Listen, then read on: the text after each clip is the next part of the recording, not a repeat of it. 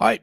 Good morning. Welcome to Sidelines on this Thursday morning edition, August 18th. Wow, 2022. Rob Brown broadcasting live from Red River Ford Toyota Studios in Wynne, Arkansas.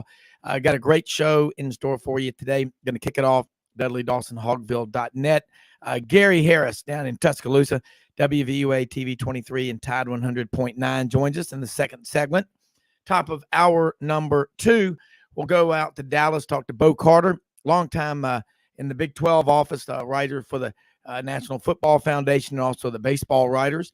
And Frank Duffy will join us as well in hour number 2 from Atlanta, talking some LSU and SEC and college football. So, hey, man, we're here every Monday through Saturday, 8 to 10 a.m. Central, 9 to 11 a.m. east of the Chattahoochee. We talk college football this time of year.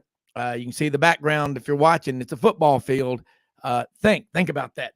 Dudley Dawson, Hogville.net is on with us right now. And Dudley, I tell you what, Raheem Rocket Sanders, Arkansas's got some running backs. You pointed something out last week that really I knew Arkansas could run the ball, but they led the Power Five. Basically, they led the country in rushing the football last year. Think Sam Pittman knows a little bit about building an offensive line and just a ground game. What's going to happen when KJ Jefferson improves and he starts throwing the ball, say, 30, 35 times a game? Yeah, and I think that's one of the things they are looking forward to, not leading the Power Five in rushing this year, in large part because they think they're going to be a more balanced offense, be able to be more creative. So, in fact, I'm headed over to practice right now. We get to see the first 30 minutes of practice every once in a while, and so that's something they've certainly been working on. But great group of running backs, but you want to be able to throw the ball, and they feel like in these first few weeks of preseason camp that they've had a couple of receivers step up, and they feel like that that they're going to be able to be balanced. Well, you look at the SEC last year, one interesting statistic. The league threw the ball more than any other conference in America. Go back 10 years ago, that was not the case. KJ Jefferson, if he's anything, he's big. I mean, he's probably down, 15 pounds, maybe 20 pounds.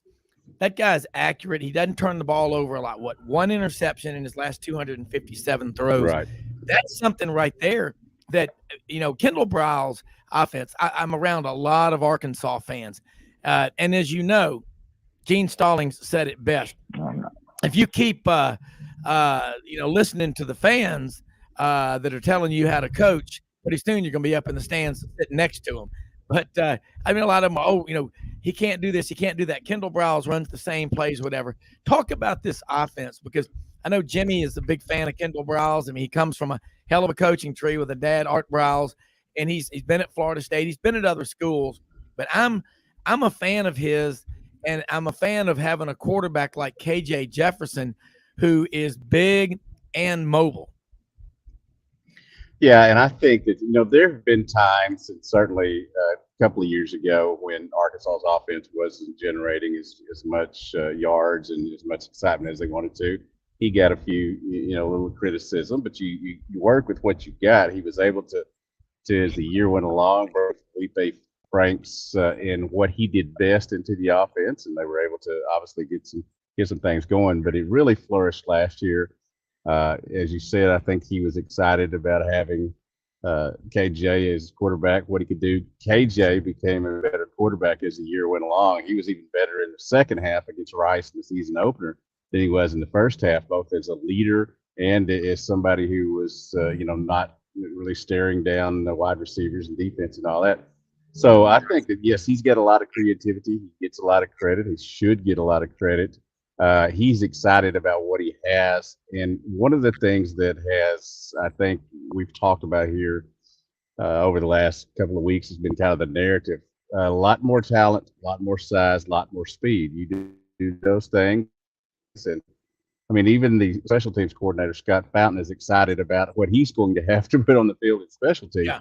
So I feel like this football team has made a jump in terms of, number one, looking like a SEC football team and being able to play like one. Well, and that's the critical part. The 9 games Arkansas won last year, then you look at the 4 losses, and I think people get too caught up in two things: looking at what happened last year and not being honest about why what happened last year happened.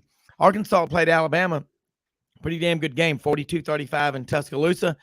Every weekend, it's something different. And that's where the danger is in looking ahead. People always say, they look at your schedule and they say 8-4, 9-3, whatever. Every week, it's something different. And I got 4 kids from 22 to 33. Man, look, when they were between 18 and 22, it's something. It ain't something every week. It's something every 5 minutes or 10 minutes. There's so much that goes on. The great coaches were able to keep those guys focused. And I'm thinking, yeah, Traylon Burks is gone. By the way, did you see that catch he made in practice? Yes. And he gets some criticism over there, with the asthma and all that, but he's going to turn into a player for them, and they're going to be very excited they drafted him. Wait a minute. Who is criticizing him for what? There were some Titans fans over there because his very first practice, and it wasn't the regular practice, it was the OTAs or whatever they do there, and he has asthma and he wasn't able to get through practice, so they thought, oh, it's a bust, all this. Well, he's not going to be. In fact, last week he was open several times, and Malik Willis just didn't get him the ball. So, I think they're going to be fine. But yeah, he's a great football player, and they're going to see that. And they're also going to see he's a great human being. Yeah, and he's got hands. He's a product of Warren, so that guy can flat out play. Jimmy Hodge jumping here with Dudley Dawson. I know you got some questions. Hogville.net, and Dudley, again, thanks so much for joining us. Love talking college football with you. No problem. Well, I know one criticism of Kendall's offense last year was that they struggled in the short yardage situations, 3rd and 4th and 1, and I really thought a prime example was the A&M game. It was like late in the 3rd quarter. Arkansas was in total control. They had like 4th and 1. I think maybe A&M's 18. And, and it's one of those plays, and we talked about K.J. Jefferson. He's like trying to tackle a snowplow. Having him with the ball, quarterback draw, or just a straight ahead run, the way A&M was kind of getting beaten at the line of scrimmage would have been sufficient. Instead, they gave the ball to a small running back. They didn't make it. And then all of a sudden, the momentum of the game flipped. And A&M drives 80 for a touchdown, and Arkansas has to hold on late. And, of course, the 2-point conversion attempt against Ole Miss. But I'm sure that is an area where the Hogs are really working on in this preseason camp, because I think if they can get that part of their game bolstered, they're going to be really difficult to deal with offensively. Yeah, and I think that became a better deal once Rocket Sanders kind of came along even more. And Dominique Johnson, who is, as a back that was about 240. If I'm remembering right, that was when KJ was out of the ball game, and I think they were a little worried to throw the ball with Malik Hornsby at that point. And they ran Traylon Smith, who's maybe 175 pounds, up into the line. It did not work at all. And you're right, that totally flipped the ball game.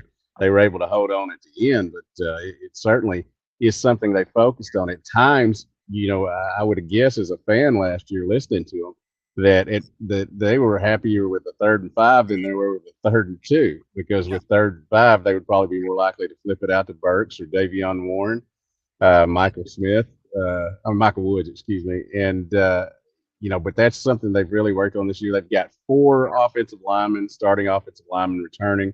Luke Jones is taking over at left tackle.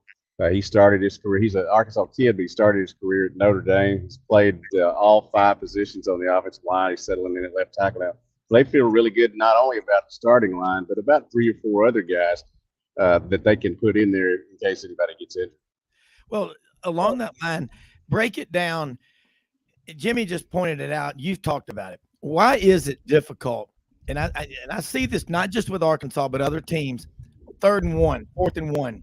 Why is it so damn difficult? Obviously, the other team knows mostly you're going to try a quarterback sneak. You're going to try and push it right up the middle. And, yeah, you can get fancy and try to, fake it to the middle and then pitch to the outside. But God help you if you fumble it, because they're going to take it back for a touchdown. Mm-hmm.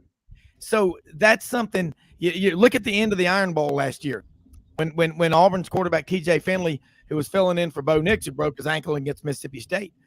Everybody in that stadium, the Alabama team included, knew what was going to happen. And on a bad leg, TJ Finley had no leverage, and there were 10 guys right there in his face. If he's healthy, who knows what happens? But it's difficult. And maybe you can explain why, because you are a favorite son of Newport. And by the way, guys in the cherry farm were over there in Newport. We're going to be hunting over in that area. And they said, man, this place is great. He said, it's got about 8,000 people over here. I've been there, but they got a Sonic, got everything you need there, hotels and everything. So overnight duck hunting trips in Newport, the hometown of Dudley Dawson. Yeah, I'm very proud to be a native of Newport. Very proud to have played for Bill Keaty, who I think I've mentioned many times. We ran a balanced offense. We ran it 50 times and threw it once to the left, once to the right, and once over the middle. So he was a great coach, great man. Rest in peace. But I think, to go back to your point, I think there are a lot of sometimes offensive coordinators on 3rd and 1, 3rd and 2 who believe that they can get the play, but also there's a fear of failure that if they came up and did something creative and didn't succeed, they would get roasted on Twitter and social media and all that. And I think that you've got to have a lot of confidence in yourself. I think that is something that this staff has. Coach Pittman makes a lot of news about talking about how he's had his offensive coordinator, defensive coordinator, and him together for 3 years. And there's only just a few in college football, as strange as that sounds, that have been together in that time. So I think that it probably kindles to a point now. He'll do what he needs to do. But I do think there are a lot of times when offensive coordinators say, well, if I fail on 3rd and 1, they'll talk about the offensive line. But if by running the ball, but if I threw it and didn't play, they'd say I was idiot. So, I think that plays into it a little bit. Yeah, I think you're right. I mean, and it's just difficult. But, I'd look at the offensive line for Arkansas and I compare it to most other offensive lines.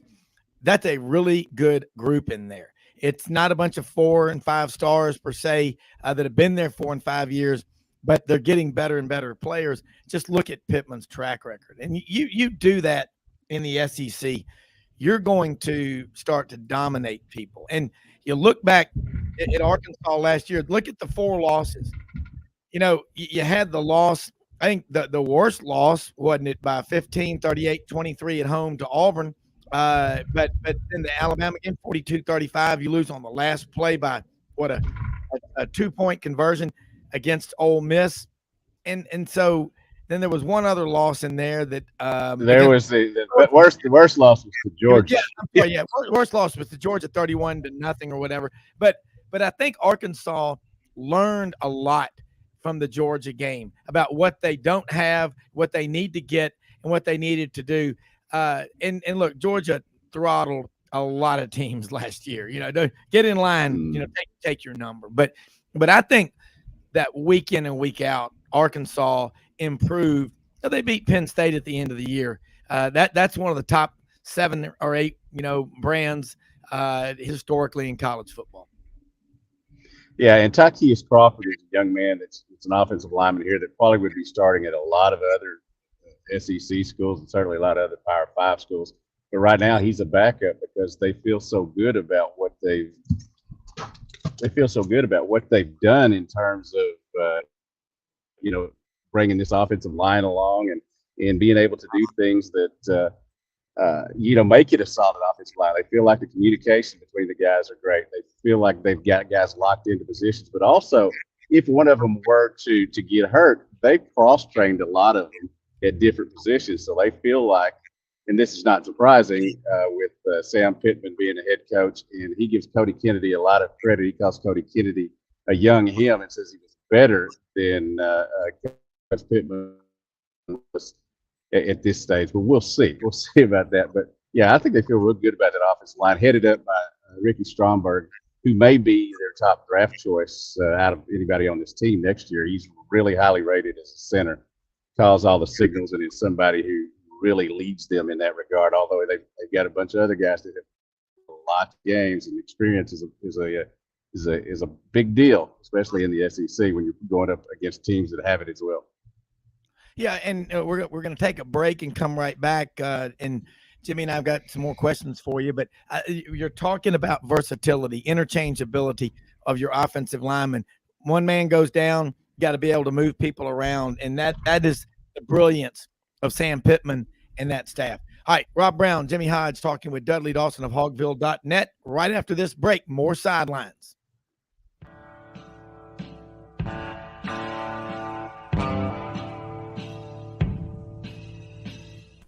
Red River Ford and Toyota, located in Wynne, Arkansas. If you're in the market for a new or used car, truck, or SUV, call, go online, or drop by and see them. Located 45 minutes from Memphis, go off the 4-city exit on I-40 and go north about 15 minutes on Highway 1. Easy to work with and still believe in customer service. If you live out of town, they will deliver your vehicle to you. RedRiverFordToyota.com. Just see what they can do.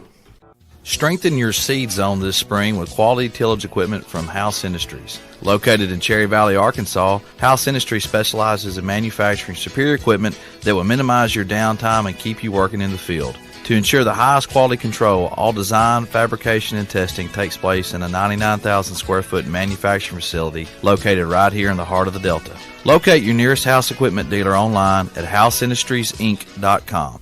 House Industries, breaking ground. Sidelines with Rob Brown. Talk sporty to me.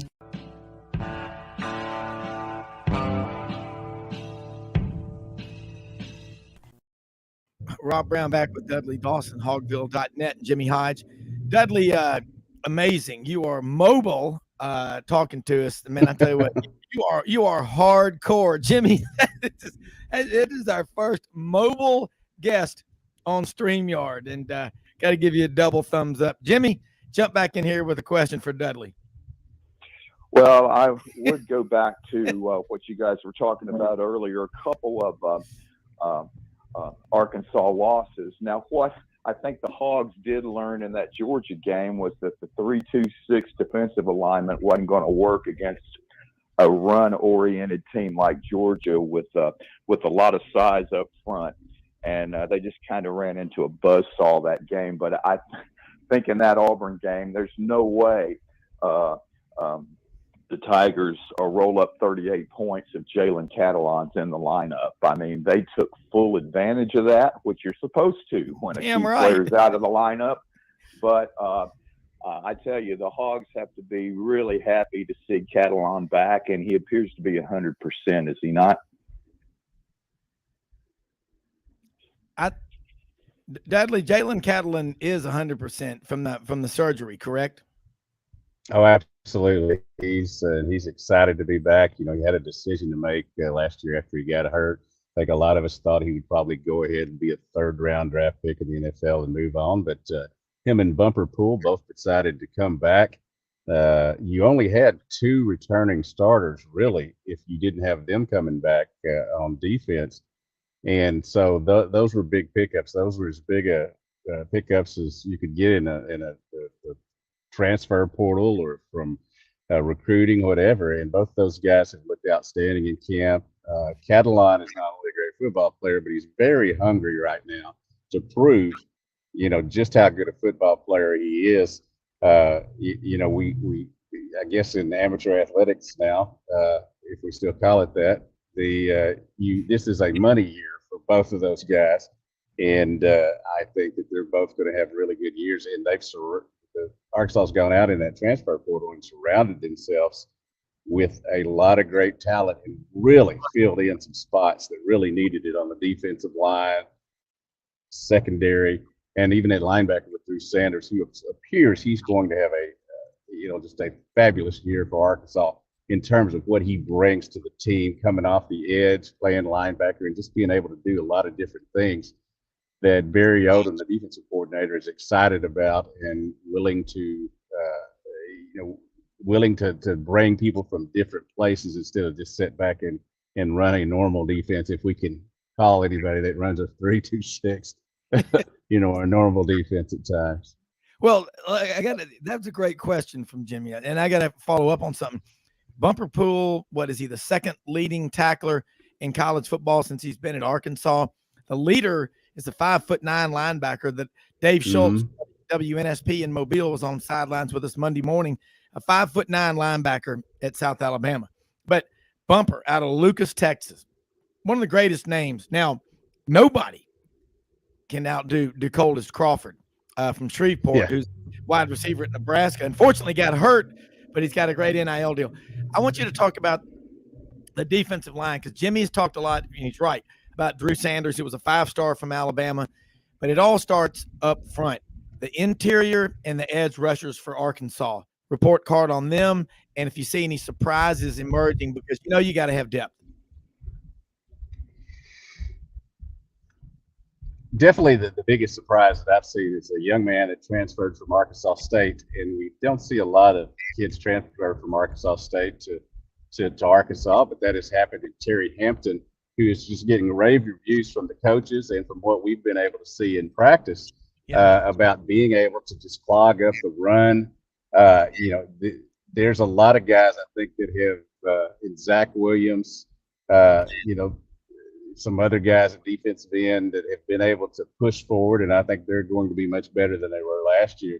But I think it starts and ends with Isaiah Nichols, who's now is in his 5th year in the program.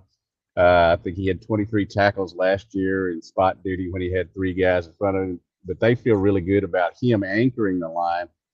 And so I think they've got a really nice rotation. Had a couple of injuries early on, but those guys are back. I think I counted 16 different defensive ends and defensive tackles out at practice a couple of days ago. So they've got plenty of options, ones that will be able to, give them a rotation and not have to play just a few as they did last year when they brought in all the transfers out of the portal. Well, we in Memphis, everybody's excited about Patrick Kudus out of CBHS, big lineman. Of course, he played both ways, offense, defense, at Christian Brothers. Right. What do you think Arkansas is going to do with him? He's a big kid. The Saxons, that family, they're all in the Kuduses and Saxons, 6'5", 6'6", a lot of size, really smart kids. But where do you see his role this year, if he plays at all? Because obviously he is a true freshman. Yeah, they've got several true freshmen that they're very excited about. You'd be interesting to see, since they have such a veteran offensive line, they want to kind of bring these kids along, but not waste a year. So I certainly expect him to play in 4 games.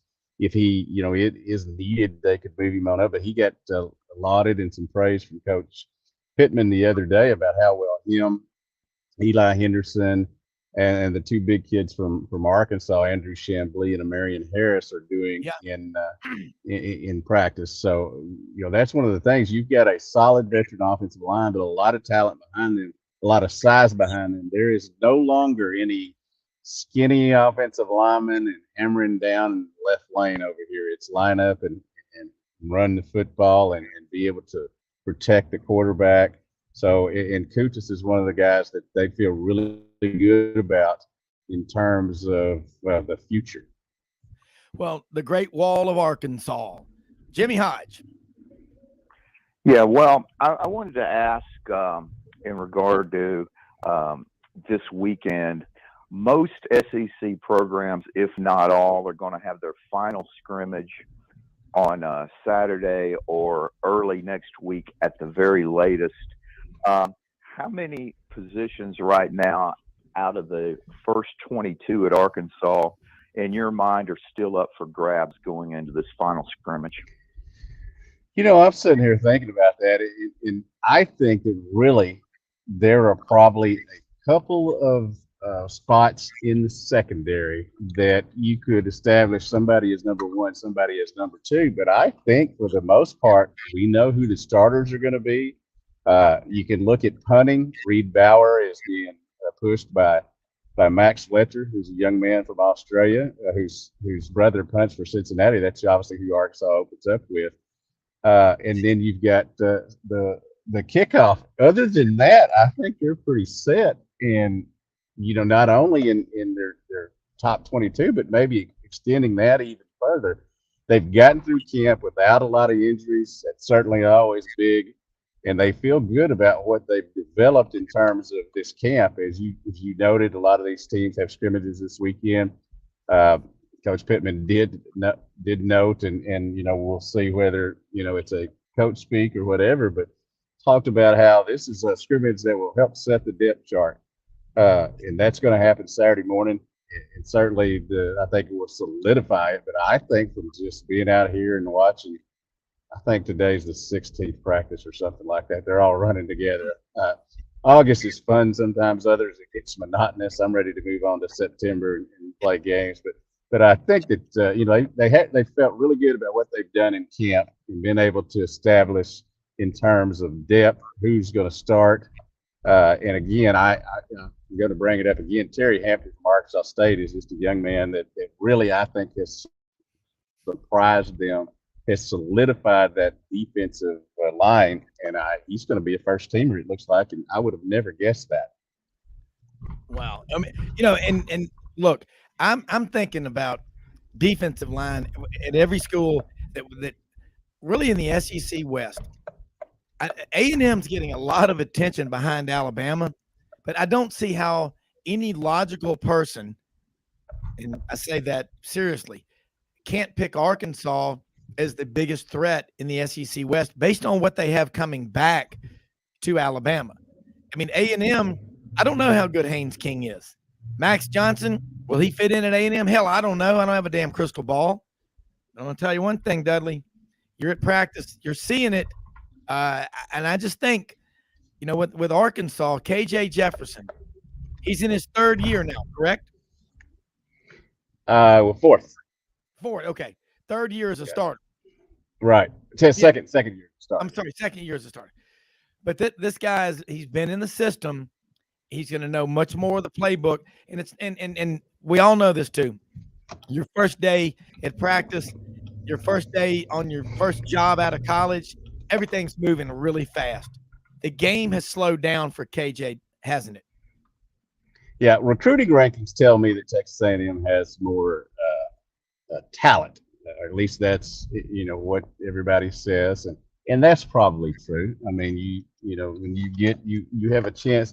When you get more 5-stars, 4-stars, you have a chance to hit on them and be better. I think the success rate is better, although we know that there are a lot of 3-stars in the NFL because there's just more 3-stars than there are 5 4-stars.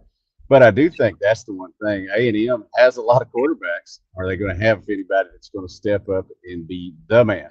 That was obviously an issue for them last year, including injuries there. But in terms of just quarterback, yeah, KJ is one of the best. Most people up here would argue he's at least in the top 3, if not the top 2, although, there are several great quarterbacks in the SEC, as one would think there would be. Yeah. But I think they feel real good about what they're – as far as a threat, here's what I would say. A&M beat Alabama last year. Obviously, it was at A&M. Until Arkansas has done that, obviously Alabama comes up here. Until Arkansas has done that, I think A&M remains the number 1 threat. But Arkansas is certainly the trendy pick, and the momentum that they've got last year. And let's just be honest about one thing. I think Jimbo Fisher is a great coach, but all that stuff that happened this summer, and you have Coach Pittman, who's just the shucks good old boy that I think somebody stood up at the SEC media days and said he was the most likable coach in the SEC. Yeah. Once he starts beating people on a regular basis, he won't be as likable exactly to other teams' fan bases. But I think that is something to be there. I think Arkansas is a trendy pick because they're not doing anything to rock the boat here in the SEC in terms of just yelling at people. Yeah, and I think you're right, and everybody would agree that a coach is popular when but when he's a threat, that's when people start getting. It becomes personal to him. But you know what?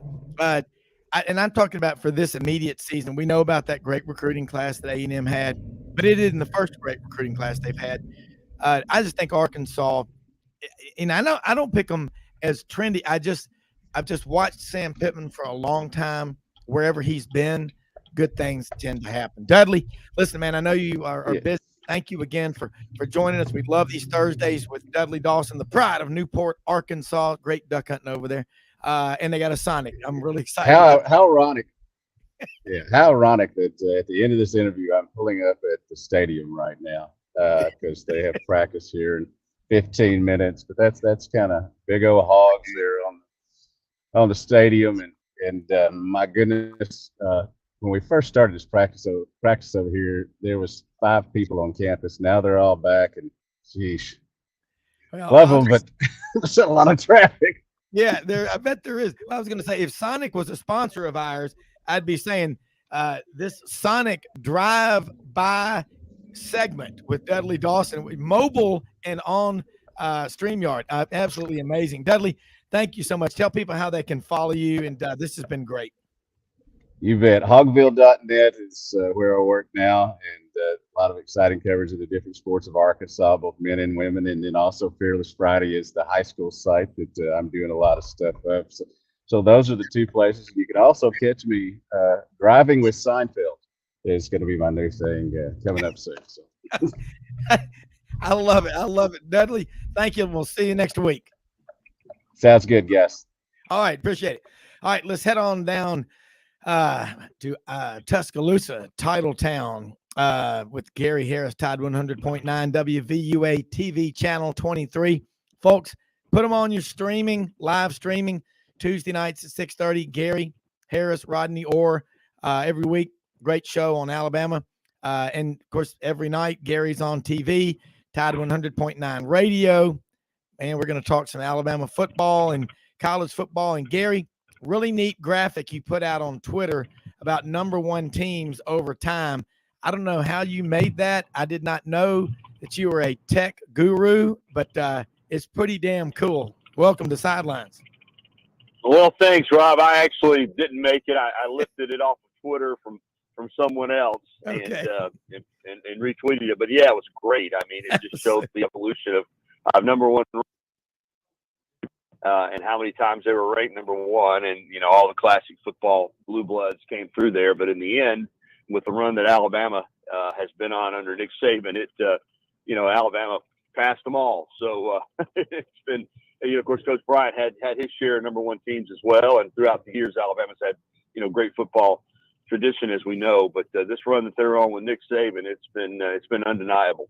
Well, it's historical. I mean, like nothing that we've really ever seen. I mean, Florida State 87 to 2000, 14 straight years, never finishing out of the top 4.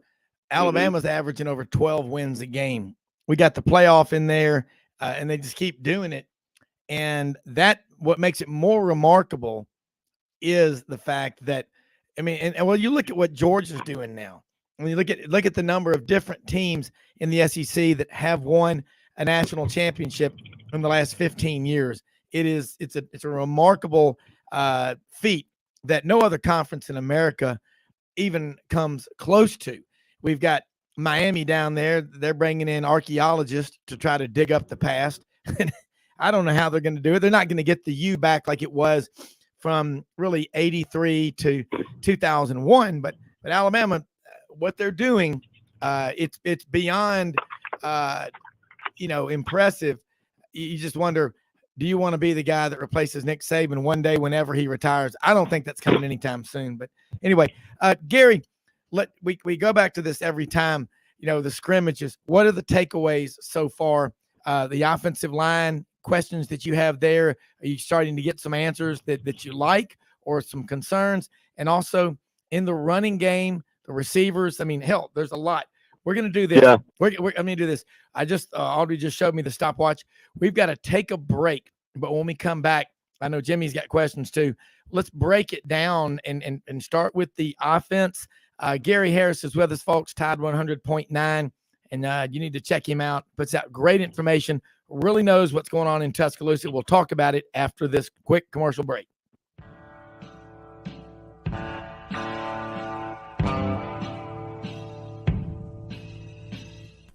Red River Ford and Toyota, located in Wynne, Arkansas.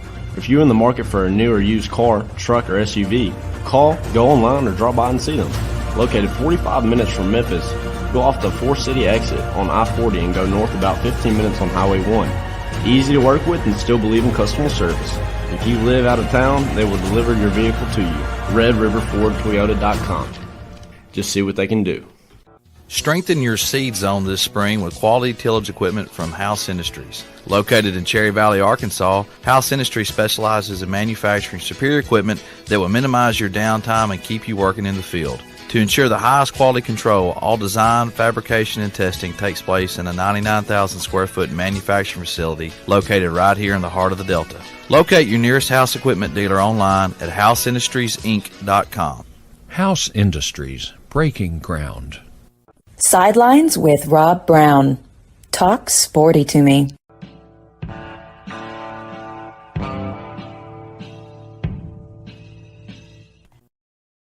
right, Gary, going into the break, we were asking about the offense, the line, running backs, receivers, and all, and your takeaway up to this point from Alabama's practices and scrimmage.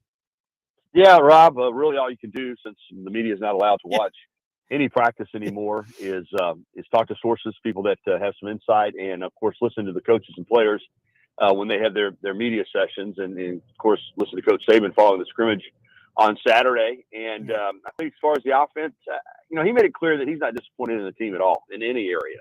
But offensively, the offensive line, he indicated he thought the first offensive line did a good job. The second offensive line struggled. That first offensive line right now consists of Tyler Steen, the Vanderbilt graduate transfer, and J.C. Latham at tackle, Darian Dalcourt at center, and Randolph at one of the guards, which is surprising ahead of Javion Cohen, who really is an all-star candidate, but tweeted out that he dealt with some mental health issues in the offseason, so he's running second-team guard, and then Emil Ekiyor is the other guard, and he seemed pleased with what they were able to do. I think that that first offensive line is going to be solid. We've talked about Eric Walford, the first-year line coach that came over from Kentucky. Not only the great job he's doing with the players on the field, but in recruiting too. He's been terrific at that. But the running backs, I think, are incredible. I mean, I think it's going to be a great group led by Jahmyr Gibbs, the Georgia Tech transfer, who is electric, dynamic, and they've got a good group. Of course, McClellan and Roydell Williams coming back off of injury. Trey Sanders is back, Jamarian Miller and Emmanuel Henderson, a couple of freshmen who are very talented. And at the wide receiving core, I think it's just trying to figure out exactly, the depth chart and the rotation. They're going to play probably 6 or 7 of those guys, starting, 3 of them. And I think there's a tremendous amount of talent there.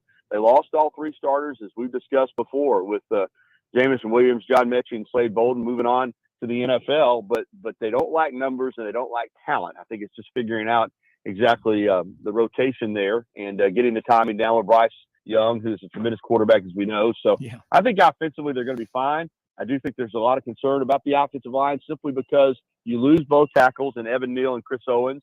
And last year, quite frankly, while at times they were effective, I don't think that offensive line in 2021 lived up to the standard that Alabama has for, the play in that area. But I think they're going to be improved this year. I really, really do. And, you lose Evan Neal, who's the, number 6 overall pick in the NFL draft. You say you're going to be better, but I think overall they will be. Yeah. And Evan was from the muck, Pahokee or Immokalee, Florida. What a great lineman. And to be that big and that quick, his lower body strength is just off the charts. Jimmy? Yeah, Gary, when you talk about the offensive line, that's the same impression I'm getting, is that they're going to be in good shape if they can avoid injuries. It's just lots of times, I guess, inevitability that at this level of football, you're going to get guys injured. And if one of those guys does, I think they're certainly concerned with how the second teamers maybe have been progressing. And we know offensive line's a complicated position to learn, especially at Alabama. So with this final scrimmage coming up Saturday, do you look for the starters to basically maybe play 1 or 2 possessions, get them out of there to avoid the possibility of injuries because they know what they can do, and really have a lot of these younger guys and a lot of them freshmen just learning the system to get a lot of playing time Saturday? Jimmy, I don't know. I kind of think it may go the other way a little bit.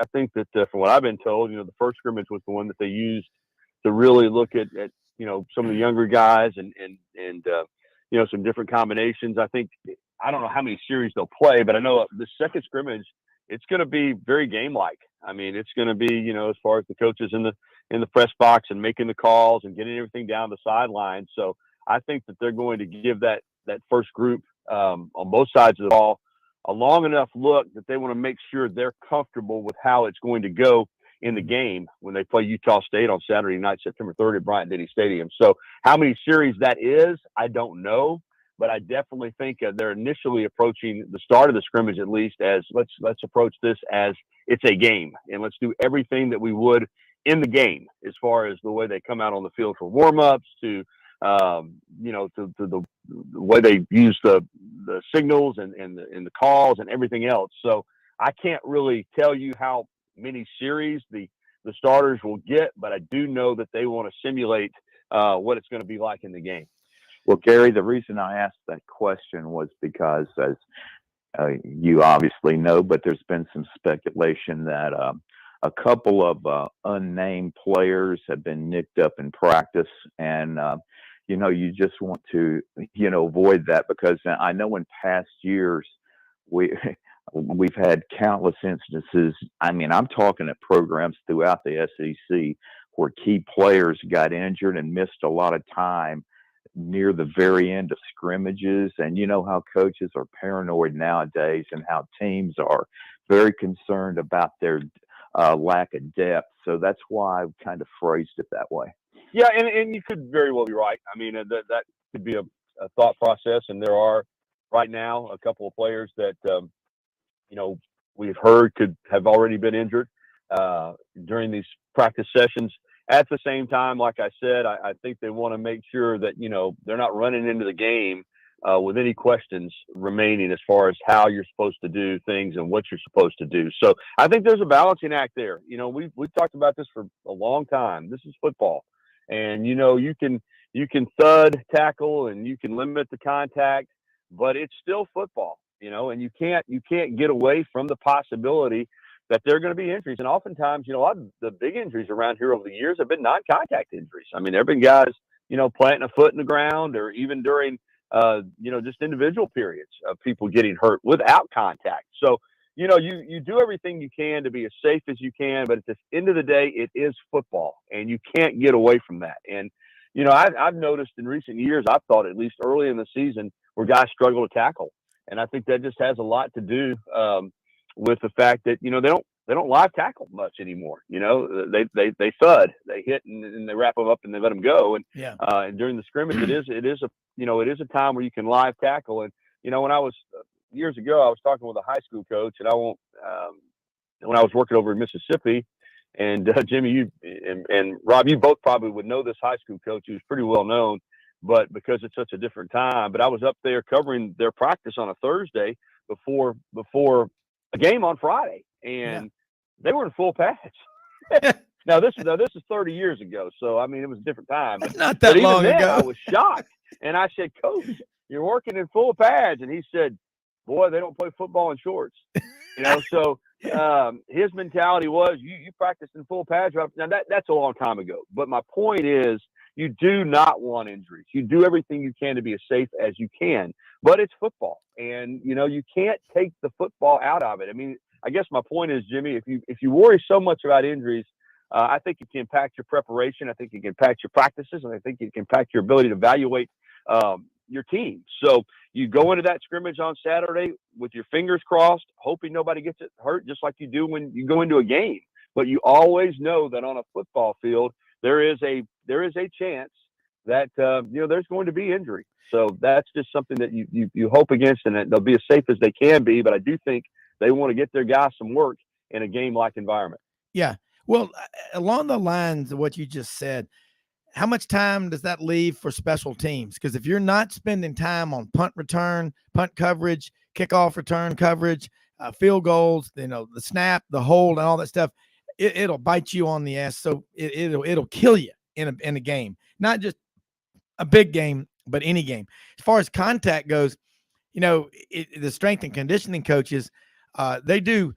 I remember talking to the strength and conditioning coach at Auburn, you know, a few years back, and I didn't notice, you know, bench press figures strapped, you know, all over the wall. he said, listen, football is a game played on your damn feet, Rob. He goes, we do every exercise we can with our players standing, free weights, plyometrics, just resistance and all. Bench press. I mean, hell, if you think about it, if you're laying on your back, you've been pancaked. Somebody's thrown you around. And I remember Wayne Hall when he was at Auburn one time saying, bench press and all that stuff, that's impressive, and you look good at the beach. He goes, to me, it's all about leg strength and leg drive. And that, because if you can't hold your block and push through, it doesn't matter. So 2-a-days, 3-a-days, hell, remember, think about some of the changes in recovery. 30 years ago, and I remember it was back really in the 80s, the East German athletes and the Russians, of course, no telling what they were doped up with. I think you'd have to go to, to the vet clinic and find out, but it wasn't normal. But they're big deal. They may go run a marathon or a triathlon or some big event. The next day, that morning, they're up running, 3 miles, easy run, but it's about recovery. But you don't want to lay around too much and let all that lactic acid build up. We're getting so technical. All I'm saying is that recovery and rest are as important as the workout itself. And 80% of it is diet. I can go knock out an 80-mile bike ride and go back and eat a crappy meal, and my stomach's going to swell up like I'm 8 months pregnant. I mean, it doesn't matter. You better, it's a combination. We've come a long way, Rob, in that area. Just in the last 10 years, even, what they have learned about the body and these football programs, the people that they bring in, the dietitians and not just the strength coaches, but, massage therapists and everything else. Yeah. The recovery part of it is as important as the practice. And they have these guys, everything from, they give them obviously sleep test and not only do they build a diet, they build a diet based on their height, their body weight, how many calories they'll burn during a practice, like you said, to come in and eat a meal that will equip them. It might be different for a guy who's a cornerback at 6'1" and 185 versus an offensive tackle that's 6'6" and 335. What they eat, when they eat, all that is might be different because they not only do they have all of this information that they've compiled that you're talking about, but it's compiled for each individual player, not just, everybody's going to eat the same thing at the same time and eat the same amount of calories and the same amount of protein and the same amount of carbs. The amount of protein, the amount of carbs, the diet is specific to a guy's build and his weight and maybe how much weight they want him to lose or gain. And also during a practice, you got a guy that's 340 pounds, Rob and Jimmy, he might sweat off 8 or 10 pounds in a practice, out there in the heat and the humidity. And so when he comes in, they are immediately, getting him, as you said, into the recovery process. So it's amazing what all they do in terms of trying to make it as safe as possible and as healthy as possible and as effective as possible for these players. Yeah, Wesley Britt told us on the show a couple of weeks ago, he's 6'8", 320 when he played probably. He said, man, I would lose 15, sometimes 20 pounds in a practice. And I saw Wesley this past weekend. We were fishing together, and he's an incredible athlete. You don't make 5 years for the New England Patriots by just being big. You've got to be taking care of yourself. But that's the reality. And you go in there, you've got cards and that tell you what to eat. And if you screw that up, that's like Wimp Sanderson. How many of your basketball players have graduated? Many has wanted to. Next question. All that wanted to. I love Winifred E. Wimp Sanderson. One of my favorite coaches of all time. Jimmy? Yeah, it's a different time.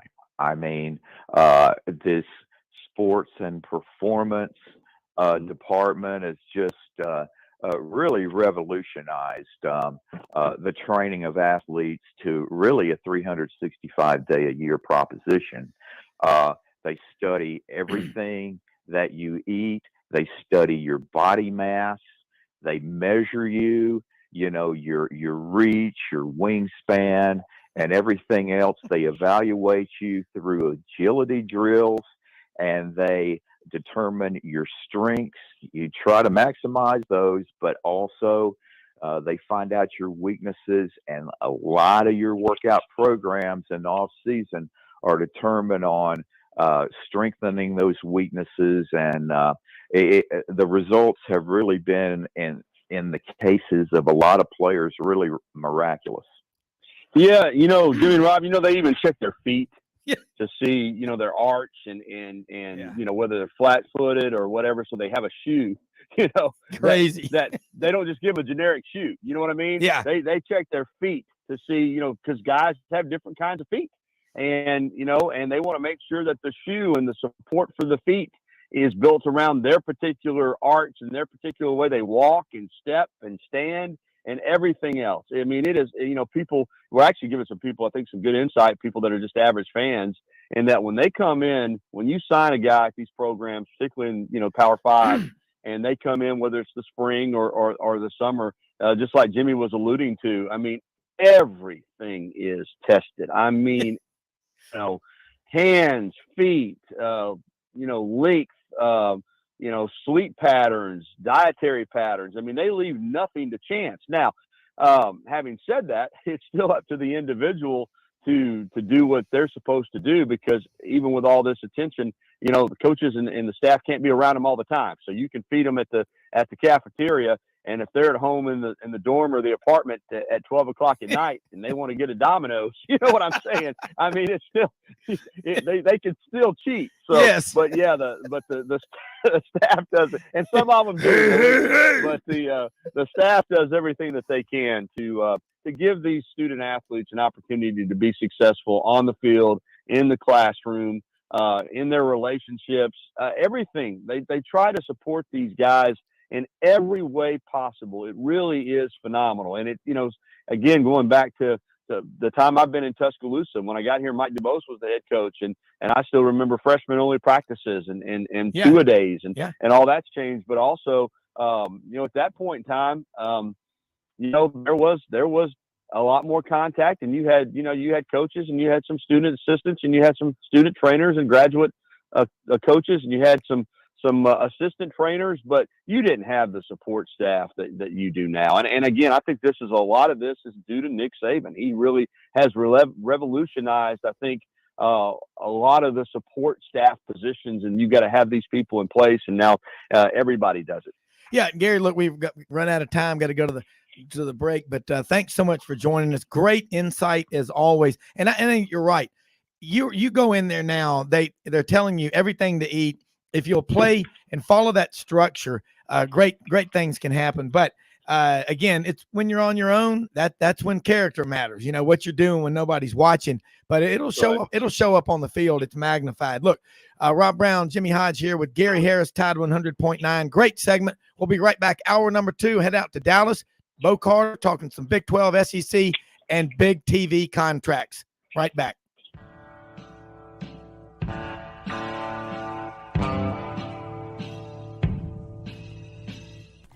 Red River Ford and Toyota, located in Wynne, Arkansas. If you're in the market for a new or used car, truck, or SUV, call, go online, or drop by and see them. Located 45 minutes from Memphis, go off the 4-city exit on I-40 and go north about 15 minutes on Highway 1. Easy to work with and still believe in customer service. If you live out of town, they will deliver your vehicle to you. RedRiverFordToyota.com. Just see what they can do. Strengthen your seed zone this spring with quality tillage equipment from House Industries. Located in Cherry Valley, Arkansas, House Industries specializes in manufacturing superior equipment that will minimize your downtime and keep you working in the field. To ensure the highest quality control, all design, fabrication, and testing takes place in a 99,000 square foot manufacturing facility located right here in the heart of the Delta. Locate your nearest House equipment dealer online at houseindustriesinc.com. House Industries, breaking ground. Sidelines with Rob Brown. Talk sporty to me.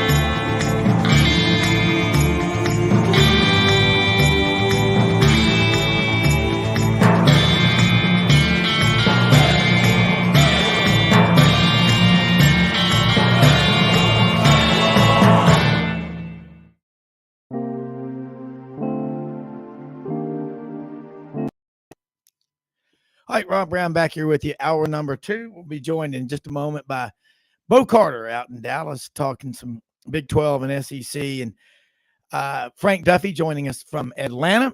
So the second hour, we're going to be talking a lot. We're going to get in with Bo about what's going on, because I'm telling you right now, if you're in the SEC and you're patting yourself on the back too much, watch out for the Big Ten. They've got 75% of the TV sets in the country probably in their footprint. I don't know if it's that much, but it's a lot. It's a lot of TV sets. CBS, ESPN, I think is out. We're going to get Bo Carter to break this down. Fox Sports, Fox is big, people. You don't realize how big they are. And I don't know what ESPN, what Disney wants to do with ESPN. I don't know, but something going on tells me we've had our eyes so much on conference expansion and all, we're not paying attention to what's going on with these big TV deals. That part right there, Jimmy, intrigues me. What about you? Well, ESPN isn't going anywhere. I mean, they have every bowl game with the exception of 1 or 2. But it's also true that, Fox is a big operation. And then I think CBS, after some, I guess, behind the scenes discussions with their executives, decided that it wouldn't be a good idea to be out of the college football market for the next few years. So I think they really upped the ante when the Big Ten negotiations got under full steam, I guess. And they've offered enough money to the point that, ESPN bailed out of that. And of course, again, anytime you have 2/3 of the TV sets in your geographic footprint, including now with LA, probably 8 or 9 of the top 10 markets, you're going to be able to, demand a lot of money. I mean, that's just common sense. Yeah. But as far as the quality of play, I mean, the SEC is just at another level. And I think ESPN has wisely hooked their wagon to them. And over the, next, I guess it's 6 to 8 years, the networks, I don't think will be going with these 15-year contracts anymore like CBS did with the SEC, because they found out after the first 7 or 8 years that they drastically underpaid for it, because after the quality of games is exposed to the entire country, they've been basically providing this content the last 5-6 years for basically nothing. Well, my question is, and neither of us are lawyers, but maybe Bo Carter can answer it. Why coaches' contracts can be renegotiated every time they have a good year, or their agent just wants to get them a raise? You look at and Jimmy, you have brilliantly pointed out and laid the case for the ACC in that 14-year ball and chain they have in their contract, which you look at Miami and Florida State, what they're getting from the ACC compared to what the Florida Gators are receiving. It's not even close. And that is something I'm telling you, they better get a handle on this. The bottom line is, if you don't get a handle on what's going on in TV, it's a problem. And I think back to that SEC. Okay, let's go back to 1983. Notre Dame, and I think Francis told us, one of our callers, guest that we have on here, Notre Dame alumnus. I think that 5-year deal with NBC in 1983 was $10 million a year, $50 million. Back then, that was a lot of money. But think about it. The SEC got into that deal with CBS at 55. I think it was $55 million a year. And man, you had Vern Lundquist, Gary Danielson doing the games. Now you got Brad Nessler, but they've made but the SEC game is huge. It's all over the country. And I think about this. I think about this with what is going on in college football. The SEC's got to be careful not to let the Big Ten get into its backyard. I mean, that is good. Frank Duffy is on with us right now over in Atlanta. We'll be joined in a moment by Bo Carter. And I'll tell you right now, Frank, we're talking about these TV deals. The SEC does not want to let the Big Ten get a leg up because, New York's not a hotbed of college football fans, but there are lots of people from SEC country and all over the country that work up there. And you'll go to different bars up there in New York City. There's 2 or 3 probably for, LSU, and 2 or 3 for Auburn, 2 or 3 for Alabama. Go down the list. Bo Carter is on with us as well out in Dallas. Frank Duffy, Jimmy Hodge. All right, we're going to have fun in this hour number 2 on Sidelines. And Bo, you and I were talking when I was on the way up to the Spring River last Thursday to go fishing. And then we got it gets kind of mountainous up there. And you know what's going on with these TV deals, okay? I'm just curious what your thoughts are about where this is all going. Did the SEC give up any ground, or is it in danger of giving up any ground with what is going on with the Big Ten? Because, again, Kevin Warren, I would have 10 food testers around me if I were near that guy. You're right, Rob. Remember when he called off the football season during COVID? He said he was afraid to drive his car for 2 years because he thought somebody might have a car bomb. But I do have breaking news for you. The Big Ten, about 5 minutes ago, just sent a release out that they have signed a contract from 29 to 30 through the 29-30 academic year with CBS, Fox, and NBC and Peacock. So I don't know, that might open the door for Notre Dame possibly to come in with that, but I'm sure it's going to be a very lucrative contract. And I don't think the SEC is going to give up anything to ESPN. They're very firmly set up with that.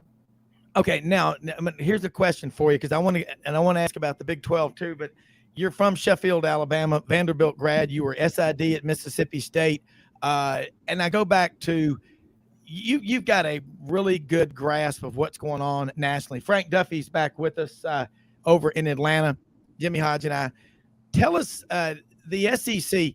There's questions out here. Okay, Disney's going to Disney owns ESPN. They're going to pay the SEC. Is it 300 or is it 350 million? Because pretty soon that becomes real money. But I know we were making about 55 million a year with the CBS deal. And is that amount going to double when Texas and Oklahoma come in? I mean, Texas is the biggest brand when they come into the SEC, according to the Wall Street Journal, did that study last summer, $1.108 billion. It's probably going up the closer they get to the SEC. Exactly. I've seen a couple of projections. I think maybe the Athletic said that the SEC take will go from 55 million a year to like 110 million a year, which essentially doubles the take with Texas and Oklahoma coming in. And the weird thing too, Rob, as you mentioned, they not only bring the prestige, but they also bring the ratings. They were talking about the last, I think, 30 or 35 Big 12 football games. The Oklahoma and Texas, even when they're playing, UTEP or whoever, their games are the highest rated of all the Big 12 because mainly fan base and interest in those programs. Yeah. Frank Duffy is on the line with us. Frank, I don't know if you had an issue with the connection on StreamYard or not. Audrey said you look like a ghost on there. I don't know the technology. I live out here in the North Georgia mountains, man. I guess there wasn't enough squirrels running around with that treadmill to keep the electricity going up here. Well, we'll get that worked out. Jimmy Hodge, Bo Carter, Frank Duffy. You heard what we're talking about, these big TV deals, and Bo just laid out a hell of a case. You don't think, Bo, that the SEC is giving up anything? And one other question now. You're in Dallas. You were in the Big 12 office for a long time. National football, the College Football Foundation, Baseball Writers of America. You've got your eyes everywhere, okay? Another question is, what's the Big 12? I think the Big 12 might luck out. I say luck out, but, you don't want football anywhere in the country to go down because you want to keep the interest up nationwide. What do you think about TV? What is the Big 12 doing? Are they gonna go after Arizona State and Arizona? Is the Pac-12 going to become a six-pack? I mean, what is happening out there? That's another great question. It's very fluid, as you know, Rob, as we talked about. If they do get the Cincinnati and the what was they're going to get the Cincinnati and Houston markets, Columbus, Ohio is included in that. Their TV markets really won't go down a lot, even though losing Texas, Oklahoma is definitely a blow to the Big 12. But I think they're going to be okay. I saw again reports coming out daily that at some point the Big Ten, the SEC are going to go to 20 teams, and then it's going to be a free for all for those other either 24 or 32. The bottom line, the networks want the college there to be an even number, either a 64 or 72 or an 80 that they can play down to get 16 teams in the college football playoff, which is really and the CFP's already said that would be worth another $240 million in payouts. So you're looking at some really big bucks there, and everybody's needing it after COVID. All right, Frank Duffy, you heard that. Another 250 million possibly. This is real money, Frank, and that's something you know about, how to make it and how it's earned. Wouldn't you love to be in there writing up these TV contracts if you're a conference commissioner? I mean, Jimmy, I just, this stuff just blows my mind. Again, coaches' contracts can be renegotiated every year. Why can't these TV contracts be renegotiated? I mean, I understand. Well, I don't. I want maybe Jimmy, Frank, Bo, Bueller, anyone explain to me why the contracts with TV are so ironclad, so we're told. Because a contract's a contract. That's why you go through those months and sometimes years of negotiations. Once you sign it, you expect it to be intact for a while. And in the ACC's case, I mean, in fairness to John Swofford, when he signed that TV deal that's in effect until 2036, he had to do it for the short-term survival of the ACC, because even back then the Big Ten was going after the premier schools in his league, and he knew that this could come back to haunt them, but they were hoping that they would be able to expand by this time, so that would mean an automatic renegotiation of the contract with TV networks, because that makes it absolutely necessary. But since the ACC hasn't had any expansion, now they're really in a tough situation. But, Bo, I wanted to ask you, since ESPN pulled out of the Big Ten negotiations, that has freed up a lot of money that they had been budgeting for a possible agreement with the Big Ten, to be able to use that for a Big 12 contract. And then I guess they'll just be waiting it out to see what teams either leave or they decide to add to the Pac-12 going forward. So it is really fluid, as you mentioned, but I've got to think it would be a tremendous coup for the Big 12 if they could pull Arizona and Arizona State into their league, because I think it would really be a good fit. Bo Carter? Yes, and maybe Colorado. Colorado's also been included in there, and possibly Utah. Utah would give a rivalry out there with BYU. They've had the great football rivalry and all sports rivalry for all those years.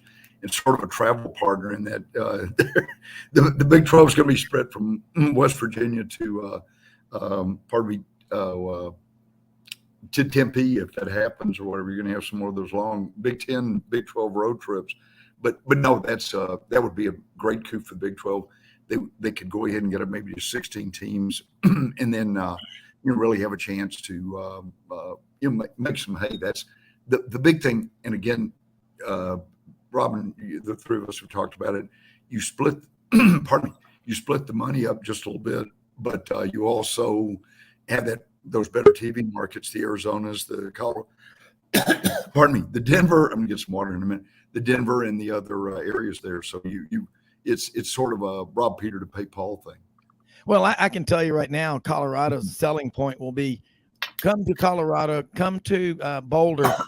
We sell beer and we sell weed at our game. Maybe that will draw some fans there, and come to a game at Colorado and go to a concert at Red Rocks and, where the Amish have their choir practices. I mean, listen, this is getting to be a lot of fun. And Frank Duffy is on with us now from the North Georgia mountains, Big Canoe, Jasper. Frank, how far are you, by the way, from Dahlonega? Not too far, about 30 minutes. That is beautiful up there. Yeah, You know what the town is famous for, don't you? Well, their gold rush was a big thing in their copper rush. Well, when you go to Ranger School at Fort Benning, Georgia, which is 62 days long, the first 15 days are at Fort Benning. The next 15 are the cliff, the mountaineering stage up in Dahlonega, Georgia. Yep. Then you do 15 days at Eglin down in the swamps, and you do 15 days at White Sands Missile Base. Used to be the Dugway, Utah, the proving grounds out there. Yeah. But go over there to Dahlonega. Of course, you're not that far from Helen, one of my favorite places. They've got a Bavarian village up there. That is so cool. But and not far from Toccoa, where they had Mount Currahee, where the 82nd Airborne did all their training during World War II. And Brasstown Bald, not that far from there, 4,700 feet high.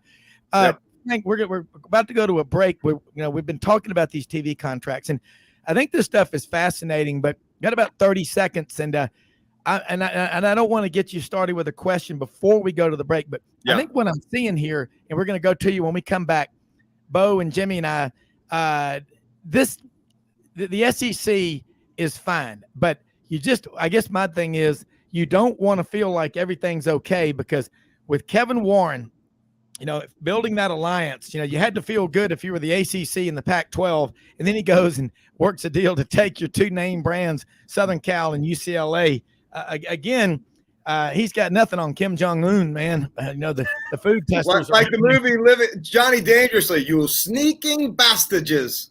Yeah, that's right.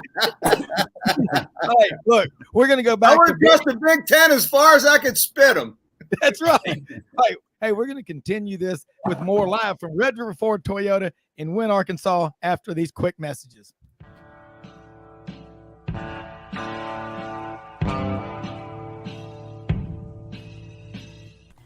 Red River Ford and Toyota, located in Wynne, Arkansas. If you're in the market for a new or used car, truck, or SUV, call, go online, or drop by and see them. Located 45 minutes from Memphis, go off the 4-city exit on I-40 and go north about 15 minutes on Highway 1. Easy to work with and still believe in customer service. If you live out of town, they will deliver your vehicle to you. RedRiverFordToyota.com. Just see what they can do. Strengthen your seed zone this spring with quality tillage equipment from HOGS Industries. Located in Cherry Valley, Arkansas, HOGS Industries specializes in manufacturing superior equipment that will minimize your downtime and keep you working in the field. To ensure the highest quality control, all design, fabrication, and testing takes place in a 99,000 square foot manufacturing facility located right here in the heart of the Delta. Locate your nearest HOGS equipment dealer online at HOGSIndustriesInc.com. HOGS Industries, breaking ground. Sidelines with Rob Brown. Talk sporty to me.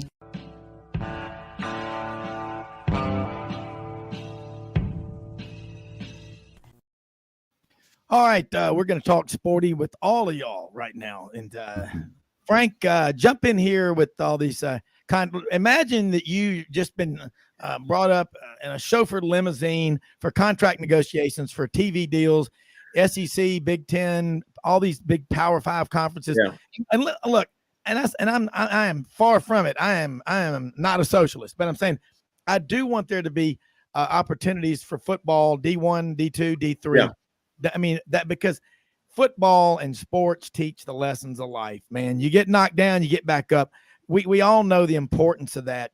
And, by the way, I don't think I've ever gotten a participation paycheck. But hey, man, you're exactly right, brother. And especially all of us that work in commission sales. And look, Ron and I own Duffy Realty. We've had 40,000 home sales in Atlanta in the 20 years we've been doing this, another 10,000 we bought. And Jimmy's exactly right. We do everything by contract. If you get out of a contract, you break a contract. So, that happens. So But when the contracts are up, you're right. The free market has to take over. And let me tell you, the SEC is sitting at this poker table, and it's got the nuts flush. And they need to wield that big sword. What they don't want to do is let the Big Ten beat them to the punch and set the market. Yeah. So that's what they've got to do. The boys in Birmingham really need to move quick on this and establish the market, and they should. I mean, they've got the premier product in college football, and push the envelope. They'll get paid for it. You know the old saying. What's the difference between the fat kid at Fuddruckers eating the ice cream sundae and the little skinny kid in the booth next to him eating the free cookie that came with the kids' meal? The fat kid asked, and that's exactly what the SEC needs to do. They need to ask. Well, I'll just say this. Y'all all remember that movie, the great movie in 1983, Trading Places. Remember when they were out there on the floor of the commodities exchange, and they said, I believe the Duke brothers have set the price for frozen concentrated orange juice futures at $2.50. I hope there's a better ending than that. He goes, Mortimer, he goes, gentlemen, you know the rules of the exchange. All debts are to be paid at the end of the day. Turn these machines back on. Before that, he said, well, we haven't got $365 million. He goes, seize all assets of Duke. And Duke, he goes, turn those machines back. Mortimer, put their seats in the exchange up for auction. Mortimer, your brother's having a heart attack. Shock him. Bo Carter, I'm not saying that you're Randolph or Mortimer Duke or Billy Ray Valentine. Capricorn. Bo, look, man, this is right. All I'm saying is you're right. A contract's a contract, but coaches' contracts are renegotiated constantly. Bo, from the business side of it, there's interest. You've been to every Big 12 school. You and Dennis Dodd wrote that book about the great places to eat out there. There's interest. You go to Ames, Iowa. You go to Manhattan. My dad said back in the 70s, he was up there doing some work in Kansas City, and I think in Manhattan. He said, my God, everywhere you went, everybody was dressed purple pride. And that stadium there in Manhattan, Jimmy, you've been there. Frank, I don't know if you have, but I know you have, Bo. I know something about purple pride. Yeah, it's like purple rain. But the stadium at Kansas State is like a Gothic cathedral. I mean, people, let me tell you what. You think about people in the Midwest, man. The University of Iowa's Big Ten, but man, they've got money. Yeah, absolutely. Yeah, they've those people out there have money. A lot of them are farmers. Let me tell you something. One of my sponsors, Chad House, ECS House Industries, they sell the Better Roller. They sell the agricultural stuff to people all over the country and really around the world. I mean, the aerators for the catfish farmers and all. But there's big money out there, and I think people are missing the boat. Don't sleep on the Big 12 making a grab, because I think what people it may eventually become called the Heart of America or the Heartland Conference. I think they might be the big winners once all this shakes out. Yeah. A conference that was almost left for dead a year and 2 months ago, I think might be the big winners, actually. Bo Carter, what do you think? I believe so too. Yeah. The weird thing in Kansas's exception, Frank and Jimmy love this. They're waiting for basketball season to start 12 months out of the year, but no, they put a lot of money. They're going to do a big remodel of Memorial Stadium there, which was built in 1921. Newt Rockney was on the construction crew. About the time as Tiger Stadium in Baton Rouge, about the same time. So, summer job there. It'll take a little extra money. But no, you guys said that there's great passion, especially Ames, Iowa. They've started having some success again. Played the Big 12 championship 2 years ago. I think just the culture of the Big 12 has been around for 26 years now. The schools are getting accustomed to each other. Nebraska is no longer in there at war with Texas and Oklahoma every day, as happened for about the first 15 years of the Big 12. And you're right. I mean, if things pan out, and the new commissioner Brett Yormark is supposedly a genius as far as web streaming and digital communication, they might sign the monster contract of all time with somebody. They've got some really good brains up there. Yeah, and I would love to see Nebraska back in the Big 12. I know.